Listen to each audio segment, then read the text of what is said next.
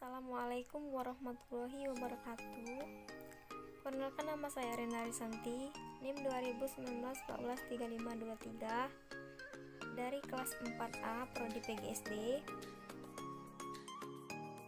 Di sini saya mempresentasikan tugas ujian tengah semester mata kuliah pendalaman PKMSD. Baiklah, untuk materi pertama itu membahas tentang pertemuan pertama, membahas tentang materi silabus mata kuliah. Pertemuan kedua membahas persatuan dan kesatuan.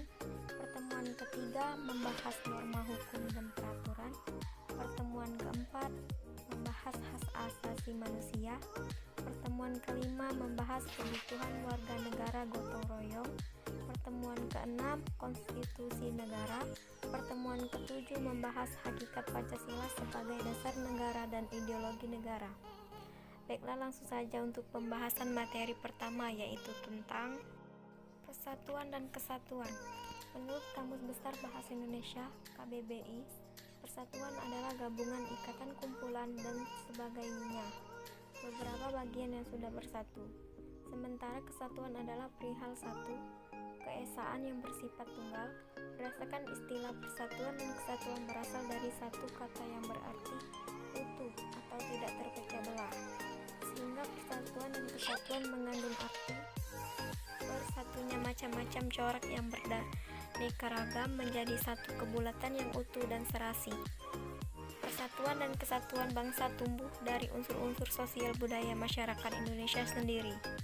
Norma hukum dan peraturan. Norma hukum adalah suatu rangkaian aturan yang ditunjukkan kepada anggota masyarakat yang berisi ketentuan, perintah, kewajiban, dan larangan, agar dalam masyarakat tercipta suatu ketertiban dan keadilan. Aturan sosial yang dibuat oleh lembaga-lembaga tertentu, misalnya pemerintah, sehingga dengan tegas dapat melarang.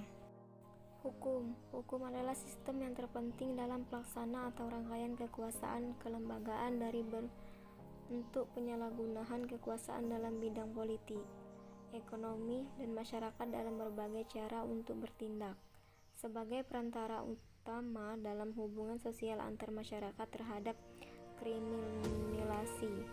Dalam hukum pidana yang berupayakan cara negara dapat menuntut perilaku dalam konstitusi hukum, menyediakan kerangka kerja bagi penciptaan hukum, pelindungan hak asasi manusia, dan memperluas kekuasaan politik serta cara perwakilan mereka yang akan dipilih.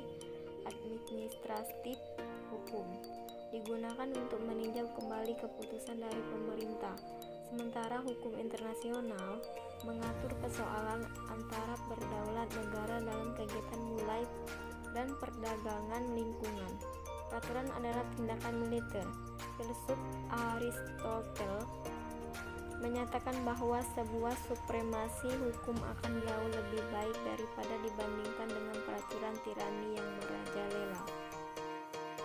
Peraturan adalah patokan yang dibuat untuk membatasi tingkah laku seseorang dalam suatu lingkup atau organisasi tertentu yang jika melanggar akan dikenakan hukum atau sanksi. Hak asasi manusia. Hak asasi manusia (HAM) adalah sebuah konsep hukum dan normatif yang menyatakan bahwa manusia memiliki hak yang melekat pada dirinya karena ia adalah seorang manusia. Hak asasi manusia berlaku kapanpun, dimanapun, dan kepada siapapun, sehingga sifatnya universal. HAM pada prinsipnya tidak dapat dicabut. Menurut Sautaibulo Wijosoebroto, HAM bersifat universal karena hak-hak tersebut dinyatakan sebagai bagian dari kemanusiaan setiap manusia apapun. Warna kulit, jenis kelamin, usia, latar belakang, budaya, agama, dan kepercayaannya, HAM dikatakan melekat dan inheren karena hak-hak tersebut dimiliki setiap manusia semata-mata karena keberadaannya sebagai manusia dan bukan karena pemberian dari suatu organisasi kekuasaan manapun. Kebutuhan warga negara gotong royong. Kebutuhan warga negara meliputi hidup gotong royong agar diri sebagai warga masyarakat, kebebasan berorganisasi, kemerdekaan mengeluarkan pendapat, menghargai keputusan bersama, prestasi diri, kesamaan kedudukan warga negara. Nah, di sini saya akan membahas mengenai gotong royong. Gotong royong sebagai salah satu simbol nilai luhur warisan nenek moyang bangsa Indonesia yang diakui memberikan keuntungan sosial bagi masyarakat serta merekatkan tali persaudaraan antara sesama, semakin dirasa tidak up to date dengan realitas sosial dalam konteks kekinian. Berkaitan dengan hal tersebut, tugas kita saat ini sebagai generasi masa depan bangsa ini adalah bagaimana memformulasikan nilai-nilai luhur bangsa yang merupakan kekuatan dan entitas bangsa ini menjadi hidup dalam setiap hati sanubari warga negara Indonesia dimanapun berada. Semangat gotong royong harus mampu kita bawa dalam kehidupan berbangsa yang lebih luas. Temuan ke-6, konstitusi negara. Konstitusi bahasa Latin konstitusi atau undang-undang dasar atau singkat UUD dalam negara adalah sebuah norma sistem politik dan hukum dibentukkan pada pemerintahan negara. Biasanya dikodifikasikan sebagai dokumen tertulis. Konstitusi umumnya merujuk pada penjaminan hak kepada warga masyarakatnya. Secara umum, negara dan konstitusi merupakan dua lembaga yang tidak dapat dipisahkan satu nama lain.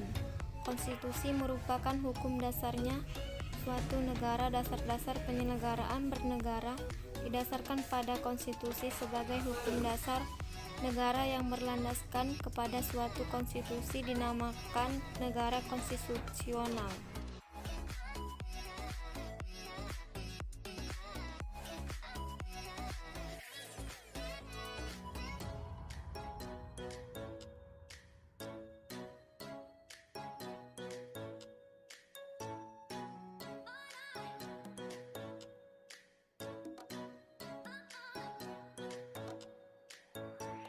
Pancasila sebagai ideologi negara adalah nilai-nilai yang terkandung di dalam Pancasila menjadi cita-cita normatif di dalam penyelenggaraan negara. Dalam ketetapan MPR tersebut dinyatakan bahwa Pancasila perlu diamalkan dalam bentuk pelaksanaan yang konsisten dalam kehidupan bernegara. Sebagai dasar negara, Pancasila dalam kedudukannya ini sering disebut sebagai dasar filsafat atau dasar falsafah negara. Filosofi konslet dari negara, ideologi negara atau stansip. Dalam pengertian ini, Pancasila merupakan dasar nilai serta untuk mengatur pemerintahan negara atau dengan kata lain, perkataan. Konsekuensinya, seluruh pelaksanaan dan penyelenggara negara terutama segala peraturan perundang-undangan termasuk proses reformasi dalam segala bidang dewasa ini dijabarkan dan direfleksikan dari nilai-nilai Pancasila. Maka Pancasila merupakan sumber dari segala sumber hukum. Pancasila merupakan sumber kaidah hukum negara yang secara konstitusional mengatur negara Republik Indonesia beserta seluruh unsur-unsurnya, yaitu rakyat, wilayah, beserta negara. Baiklah, itu saja yang dapat saya sampaikan. Kepada Allah saya mohon ampun. Wabillahi taufiq wal hidayah. Wassalamualaikum warahmatullahi wabarakatuh. Terima kasih.